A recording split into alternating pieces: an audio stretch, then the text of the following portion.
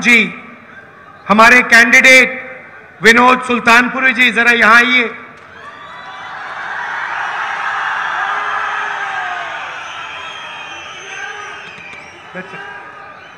Stage पे वरिष्ठ नेता, हमारे सारे के सारे प्यारे कार्यकर्ता, जिनको मैं आजकल बब्बर शेर कहता हूं,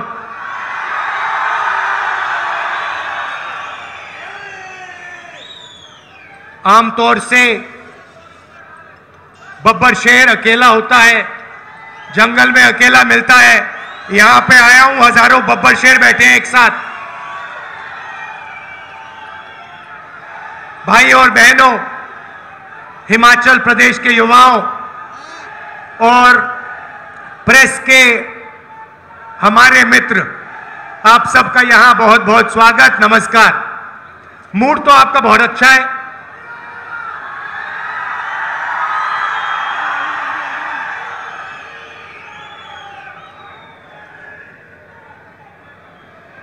सुक्खू जी ने कहा कि हिमाचल प्रदेश में 40 साल मेहनत करने के बाद एक आम कार्यकर्ता, आम आदमी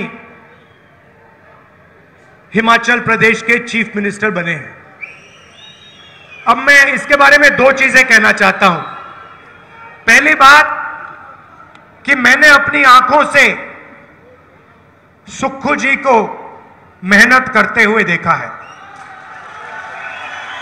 कांग्रेस पार्टी की विचारधारा के लिए लड़ते हुए देखा है। और दूसरी बात आपने कहा आम कार्यकर्ता, आम आदमी और आम कार्यकर्ता नहीं होता है, सब के सब लोग स्पेशल होते हैं। हर व्यक्ति की कोई ना कोई स्ट्रेंथ होती है और हमारे सारे के सारे कार्यकर्ता दिल से दिन भर मेहनत करते हैं। जब हमारी सरकार होती है, हमारी विचारधारा को प्रोपेगेट करते हैं।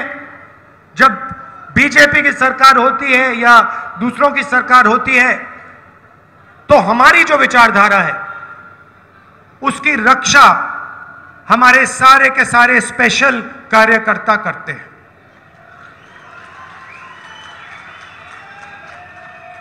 हमारे कार्यकर्ताओं में और बीजेपी के कार्यकर्ताओं में फर्क क्या है? भैया बाद में करिए।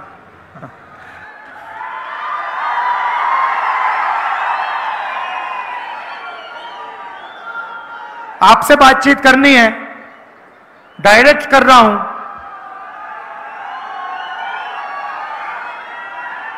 हमारे कार्यकर्ता आजादी के लिए लड़े,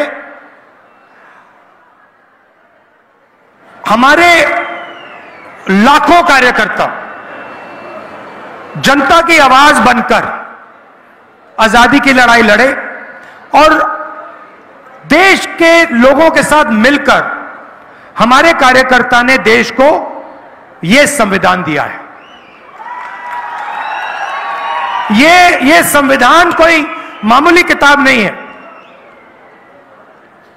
और कहा जाता है कि ये आजादी के बाद कॉन्स्टिट्यूशन बना, मगर अगर हम थोड़ी सी गहराई में जाएं तो पता लगेगा कि इस कॉन्स्टिट्यूशन की, संविधान की सोच हजारों साल पुरानी है। हिंदुस्तान के महापुरुषों की सोच इस कॉन्स्टिट्यूशन में है और ये हिंदुस्तान की, भारत की बहुत पुरानी आवाज है।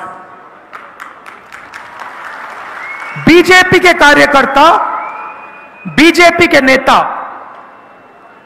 इस संविधान पर आक्रमण कर रहे हैं। संविधान पर आक्रमण करने के अलग अलग तरीके हैं। सबसे पहला डायरेक्ट आक्रमण, उनके नेता खुलकर कह रहे हैं, मीडिया को कह रहे हैं कि अगर हमारी सरकार बनी 400 पार हो गई तो हम इसको बदल देंगे, फाड़ के फेंक देंगे। तो एक तो हुआ डायरेक्ट सामने कि हम इसको खत्म करेंगे। कांग्रेस पार्टी कहती है ये देश की आवाज है, वो कहते हैं नहीं, हमें ये नहीं चाहिए, देश की आवाज नहीं होनी चाहिए, सिर्फ नरेंद्र मोदी की आवाज होनी चाहिए। मतलब आपने सुना, अपने आप अपने कानों से आपने सुना। आजकल नरेंद्र मोदी के इंटरव्यूज चल रहे हैं, देखे होंगे आपने। वो 4 चमचे बैठा देते हैं और फिर वो सवाल पूछते हैं, मोदी जी एक बात बताइए, आप आम कैसे खाते हो? आप क्या उसको छील के खाते हो या चूस के खाते हो? मोदी जी जवाब देते हैं, पता नहीं, सब कुछ अपने आप होता है। मैं बाकी हिंदुस्तान जैसे मैं बायोलॉजिकल नहीं हूं। बाकी हिंदुस्तान खेती करता है, मेहनत करता है, मुझे तो परमात्मा गाइड करते हैं। मैं हिंदुस्तान में एक ऐसा व्यक्ति हूं, अकेला, जिसका डायरेक्ट परमात्मा के साथ कनेक्शन है। उन्होंने कहा और चमचे कहते हैं वाह वाह वाह वाह वाह, कमाल की बात बोल दी, कमाल की बात बोल दी, क्या बोला, क्या बोला। मतलब एक व्यक्ति जिसको डायरेक्ट परमात्मा के साथ कनेक्शन है, उसको इसकी क्या जरूरत? वो तो डायरेक्ट बात कर रहे हैं। मुझे थोड़ा डर लग रहा है। मैं सोच रहा हूं कि भाई इनके हाथ में तो परमाणु बम है, और मैं उनसे पूछना चाह रहा हूं, नरेंद्र मोदी जी, जो ये आपको फीलिंग आती है, क्या ये सुबह आती है, शाम को आती है, या 24 घंटे आती है? मतलब ये पीरियोडिकली आती है, जैसे शाम के 8 बजे आती है, या सुबह 7 बजे आती है, या फिर पूरे दिन चलती है? अलग अलग बीमारियां होती हैं, कोई शाम को आती है, कोई सुबह लगती है। तो ये मैं पूछना चाहता हूं नरेंद्र मोदी जी, आप अकेले हैं, आप डायरेक्ट भगवान से बात कर रहे हो। अच्छा, अगर एक दिन सुक्खू जी मेरे पास आए, बंद कमरे में मुझे कह दें कि राहुल जी मेरा डायरेक्ट परमात्मा से कनेक्शन है, मैं उनसे कहूंगा सुक्खू जी ये सब ठीक है, हिमाचल की जनता को बाहर जाके मत बोल देना, बड़ी प्रॉब्लम हो जाएगी। मगर प्रधानमंत्री खुल के बोल रहे हैं कि मेरा डायरेक्ट कनेक्शन है। तो ये हालत है हिंदुस्तान की, मतलब मजाक बना रखा है। मैंने इनको कहा कि ये हमारे मित्र हैं, मीडिया के मित्र हैं, मगर ये हमारे मित्र हैं नहीं, अदानी के मित्र हैं। और हिमाचल के किसानों को मैं कहना चाहता हूं, ये जो इनकी पार्टनरशिप चल रही है, मोदी जी, अदानी जी और मीडिया वालों की, इसी के कारण आपको सेब के लिए सही दाम नहीं मिलता है। सारे के सारे स्टोरेज फैसिलिटीज नरेंद्र मोदी जी ने एक व्यक्ति को दे दिए हैं, और जब भी वो चाहता है सेब के प्राइस को वो कंट्रोल कर सकता है।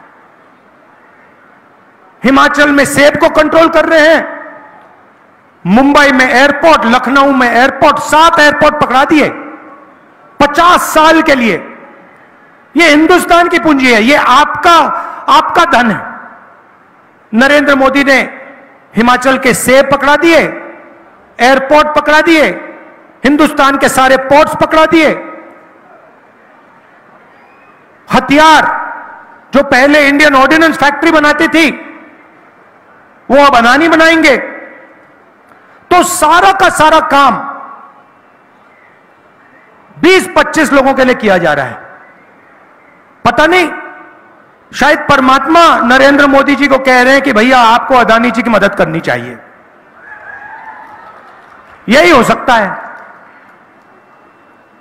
तो पिछले 10 सालों में सारा का सारा काम 22-25 लोगों के लिए हुआ है। यहां पे आपदा आई, हिमाचल प्रदेश ने प्रधानमंत्री से सपोर्ट मांगी। अगले मीटिंग में प्रधानमंत्री आएंगे, आप हिमाचल की जनता को बताइए, जब हिमाचल की जनता को जरूरत थी आपने हिमाचल को कितने पैसे भेजे। हमने 9,000 करोड़ मांगे थे, उन्होंने नहीं भेजे, मगर 22 लोगों का पिछले 10 साल में नरेंद्र मोदी जी ने 16 लाख करोड़ रुपया कर्जा माफ किया है। आपने 9,000 करोड़ रुपए मांगा, आपको कहा हम नहीं देंगे। आप मुश्किल में थे, 22,000 परिवारों को नुकसान हुआ, सब कुछ खो गए, और प्रधानमंत्री कहते हैं हम आपको नहीं देंगे। आपको 9,000 करोड़ नहीं दिया, उनको 16 लाख करोड़ रुपए दिया। मतलब अगर आप साल का मनरेगा का पैसा लें, 24 साल मनरेगा का पैसा उन्होंने 22 लोगों को पकड़ा दिया। हमने किसानों का कर्जा माफ किया था यूपीए के टाइम, 24 साल अगर आप उस कर्जे को माफ करते किसानों का, उतना बनता है 16 लाख करोड़ रुपए, और ऐसे ही दे दिया। उसको कहते हैं विकास। और जब हम मनरेगा देते हैं, भोजन का अधिकार देते हैं, किसानों का कर्जा माफ करते हैं, मीडिया वाले कहते हैं देखो किसानों की आदत बिगाड़ रहे हैं, मजदूरों की आदत बिगाड़ रहे हैं, गरीबों की आदत बिगाड़ रहे हैं। अमीरों का काम होता है, यह फैशन बन गया है, यह फैशन बन गया है, मीडिया उनके हाथ में। आपने मीडिया में, हिमाचल प्रदेश की मीडिया में कभी सेब के किसान को देखा है? कभी टीवी पे आते हैं सेब के किसान? कभी उनकी बात चलती है? कभी मजदूर को देखा है? नहीं। अदानी जी की, अंबानी की शादी देखी आपने? देखी? 8 करोड़ रुपए की घड़ी लिए घूम रहे हैं, और मीडिया वाले वाह वाह वाह वाह वाह वाह वाह वाह कर रहे हैं। पैसा किसका है? आपका है। कहां से आया? जीएसटी से आया, सेब के किसानों की जेब से आया। तो ये 2 तरीके के मतलब रास्ते हैं। 22-25 लोग हैं जो भी सपना देखना चाहते हैं पूरा हो जाता है, और बाकी हिंदुस्तान देखता रह जाता है। तो यही देश के सामने सबसे बड़ा सवाल है, और इसका आज मैं आपको जवाब देने आया हूं। 10 साल में उन्होंने 16 लाख करोड़ रुपया 22-25 लोगों को दिया है, मतलब 22 अरबपति उन्होंने बनाए हैं। अगर आप अदानी की शेयर प्राइस देखें, प्रधानमंत्री नरेंद्र मोदी स्वेर इन होते हैं और उसके एकदम बाद आज आप जाके गूगल पे देखिए, अदानी जी की शेयर प्राइस बढ़ती जाती है, बढ़ती जाती है, बढ़ती जाती है। डायरेक्ट पूरा देश जानता है, जो शेयर्स खरीदते हैं जानते हैं कि भैया अगर नरेंद्र मोदी है तो अदानी का बिजनेस आसमान में जाएगा। पूरा देश जानता है, सारे इन्वेस्टर्स जानते हैं। तो इन्होंने 22 अरबपति बनाए। अब हमें भी काम करना है, हम करोड़ों लाखपति बनाने जा रहे हैं।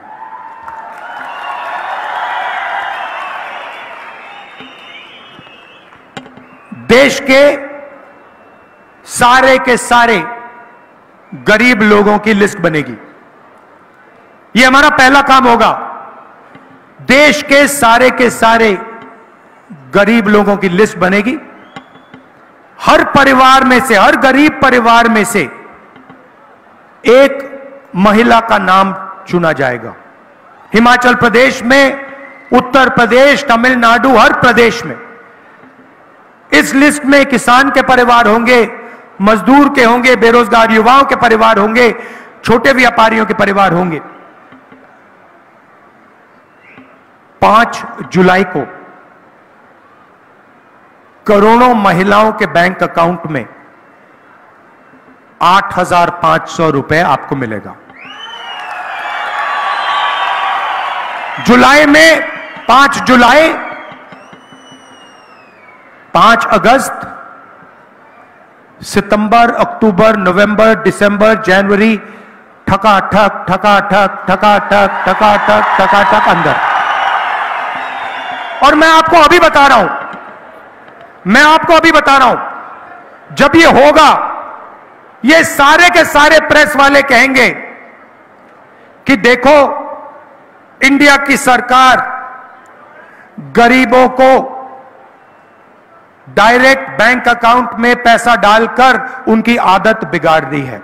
और मैं कहूंगा कि अगर आप लोगों ने ज्यादा बोला, हम उसको दुगना कर देंगे। मुझे कोई फर्क नहीं पड़ता। आपकी क्रेडिबिलिटी गई, खत्म हो गई है। कोई आपकी बात सुनता ही नहीं है, क्योंकि आप उनके हो। आप हमारे हो ही नहीं, आप जनता के हो ही नहीं, आप किसानों के, मजदूरों के, छोटे व्यापारियों के हो ही नहीं। नोटबंदी की नरेंद्र मोदी जी ने, हिंदुस्तान के सारे छोटे व्यापारियों को खत्म कर दिया।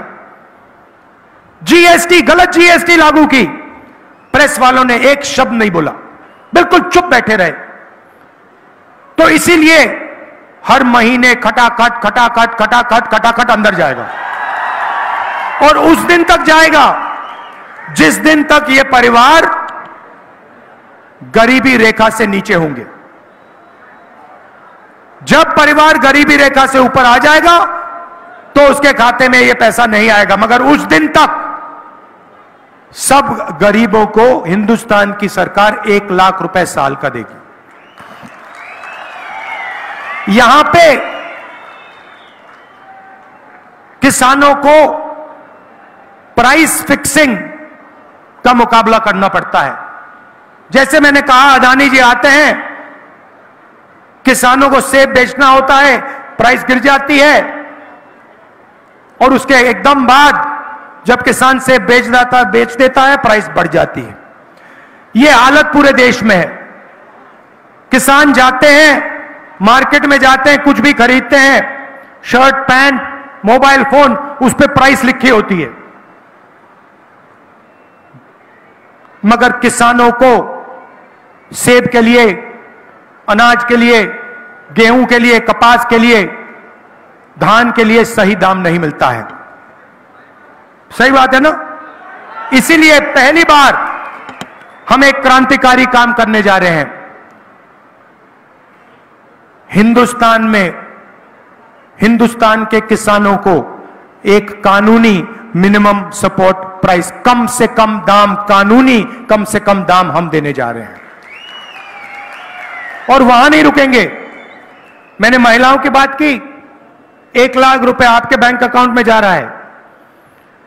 किसानों का हम कर्जा माफ करने जा रहे हैं। जैसे उन्होंने अरबपतियों का किया, वैसे हम किसानों का करेंगे। अच्छा, एक बात भूल गया, यहां पे महिलाएं भी हैं, पुरुष भी बैठे हैं।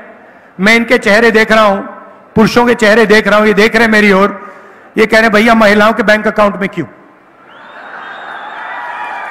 हमारे बैंक अकाउंट में क्यों नहीं? महिलाएं थोड़ी खुश दिख रही हैं, पुरुष सोच रहे भैया बैंक अकाउंट से पैसा हमारे यहां कैसे आएगा, प्लानिंग कर रहे हैं। तो मैं आपको बताना चाहता हूं कि महिलाओं के बैंक अकाउंट में क्यों, और शायद हिमाचल प्रदेश इसका सबसे बड़ा उदाहरण है। 21वीं सदी में स्त्री और पुरुष दोनों काम करते हैं।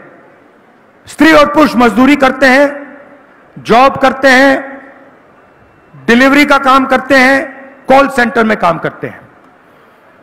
8-10 घंटे हिंदुस्तान के स्त्री और पुरुष घर के बाहर काम करते हैं। उसके लिए स्त्री को और पुरुष को सैलरी मिलती है, पैसा मिलता है, कॉम्पनसेशन मिलती है। मगर फिर शाम को स्त्री और पुरुष घर जाते हैं। पुरुष रिलैक्स करते हैं और स्त्री 8 घंटे और काम करती है। मतलब अगर हिमाचल प्रदेश के पुरुष 8 घंटा काम करते हैं दिन में, तो हिमाचल प्रदेश की जो स्त्री है वो 16 घंटे काम करती है। ये शायद पुरुषों को बात अच्छी नहीं लगी। देखिए ताली और बजा रही है, आप थोड़ी ताली कम बजा रही है। इसीलिए हम महिलाओं के बैंक अकाउंट में 1 लाख रुपए 8,500 खटाखट डाल रहे हैं। मगर मैं जानता हूं कि अंत में प्रेशर डाल के आपके बैंक अकाउंट से ये लोग पैसा उठा के ले जाएंगे, तो इनको भी फायदा होगा।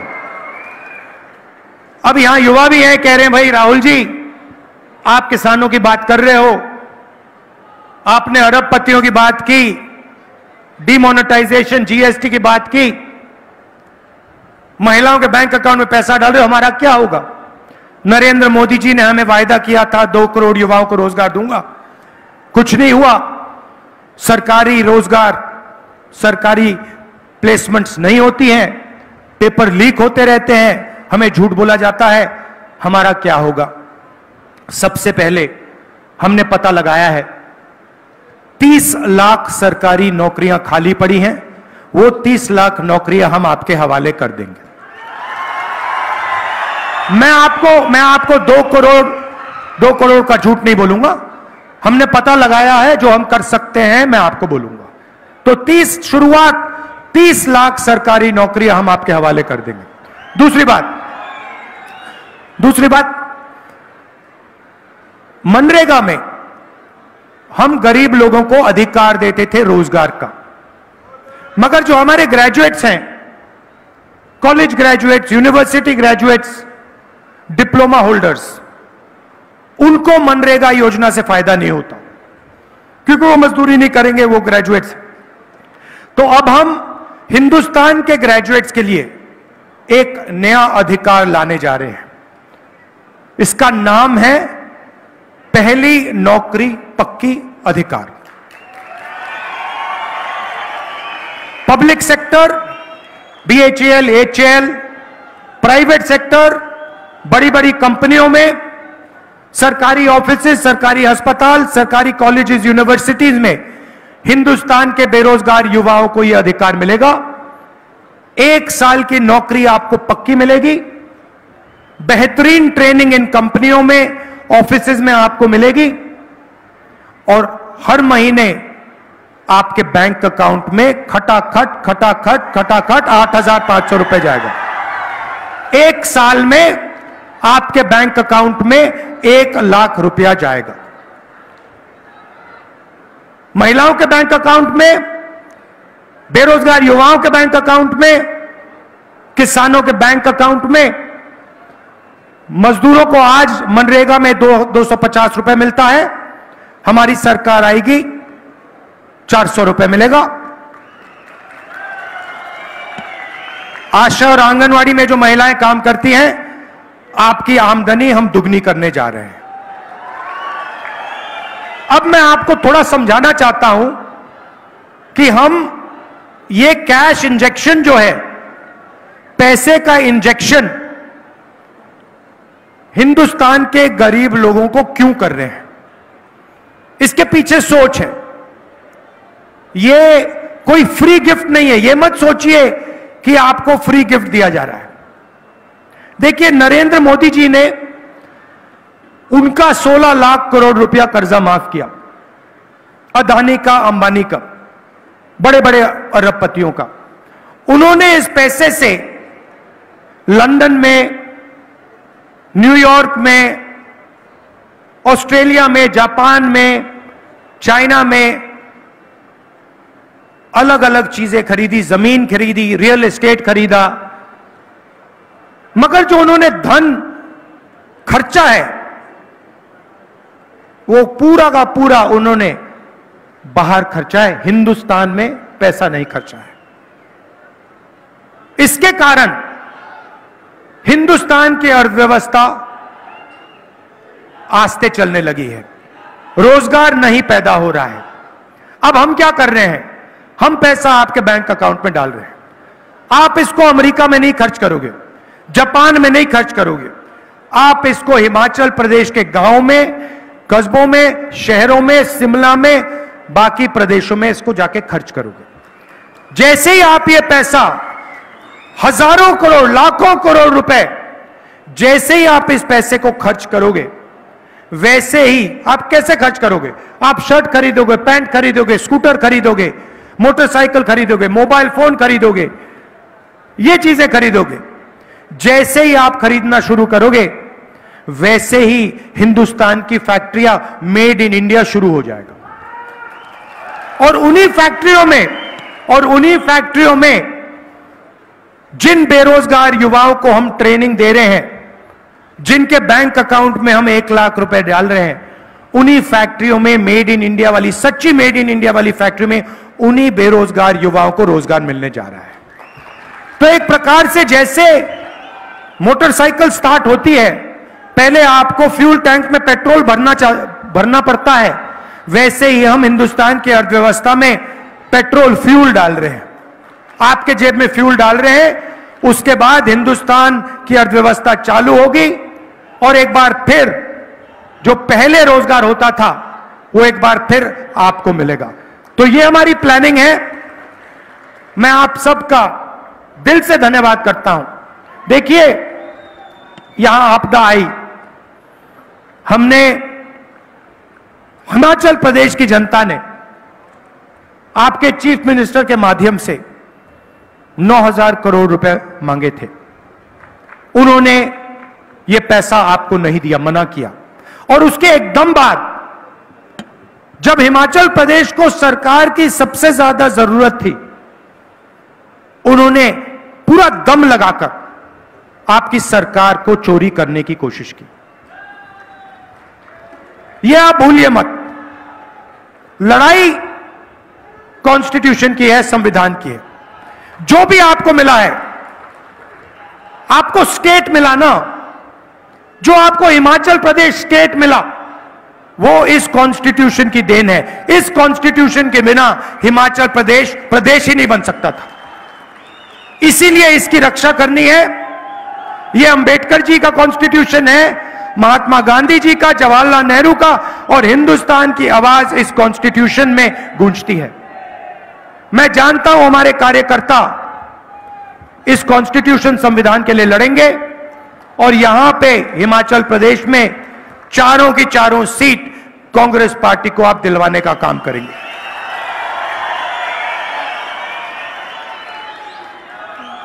मेरी बहन को तो आप उठा के ले गए, वो अब शिमला में रहती है। ये याद रखिए कि हम दोनों, प्रियंका और मैं, दिल्ली में आपके सिपाही हैं। सुखी जी और कांग्रेस पार्टी की टीम हिमाचल प्रदेश में आपके सिपाही हैं। दिल्ली में लोकसभा में मैं आपका सिपाही हूं, प्रियंका जी आपकी सिपाही हैं।